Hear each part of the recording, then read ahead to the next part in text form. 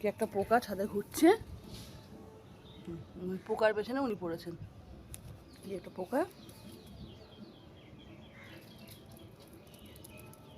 পোকাটাকে দফা রফা শেষ করতে হবে, তবে ওর শান্তি হবে। পোকার দফা রফা শেষ।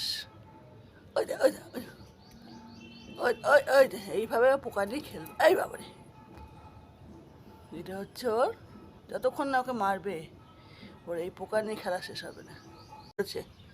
এখন উনি এই পোকা নিয়ে রিসার্চ করছেন, সায়েন্টিস্ট হবেন উনি। উনি এতক্ষণ বল খেলছিলেন। এই নিলাম পোকা নিয়ে নিলাম, এই পোকা নিয়ে নিলাম। কামড়ে দেবে মুখে, পোকা কামড়ে দেবে মুখে, পোকা কামড়ে দেবে। এটা কি একটা পোকা দেখেছেন?